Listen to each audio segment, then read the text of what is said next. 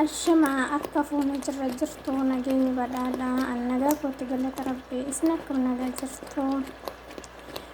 har'a nyaata ajaa'ibaa tokko fidee dhufe maqaa isaas komentii jala kanaa keessan barbaada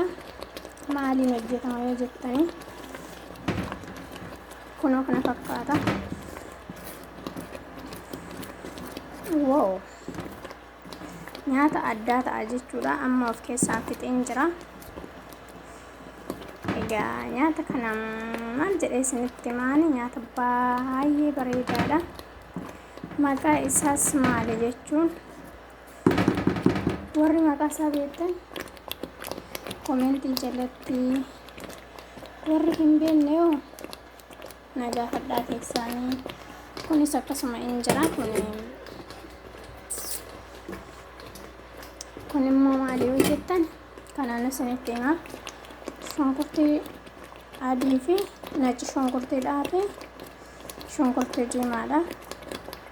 zayita zeetuna xiqqoo qaba akkasumallee mee xiqqoo qaba irra kana keessatti nyaatamaa jechuudha nyaanni kun maaliin dalagamaa yoo jettanii kan na gaafattanii nyaata baay'ee das jedhu garuu yeroo ilaalamu bifti isaanii addaa ta'e maaliirre garbuu yookiin immoo qamadii irraa hojjetama maal jedhee isinitti himuu danda'a kana fakkaataa kun nyaata akkasii isiniin qabadhee dhufee jira nyaanni kun dhuga baay'ee nyaata baay'ee bareedaadha nyaata kana tureeraa adda nyaadhe maal isiniin jedhaane inka jibdu jettani yoon dhugaadha isiniin jedhellee waggaa meeqaa jedhee hin danda'u kun har'a ofumaa hojjetachuu jiraani kana fakkaata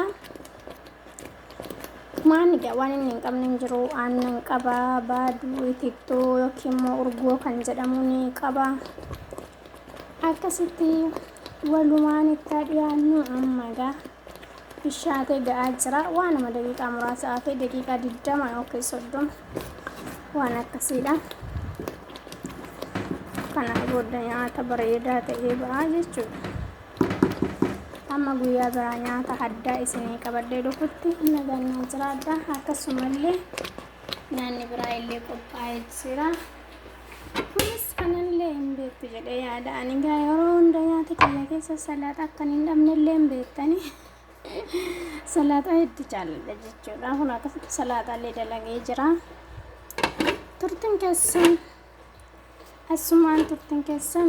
kana faanaa ta'u guyyaa biraa nyaata bareedaa isinii qabadhee dhufa nagannaa tura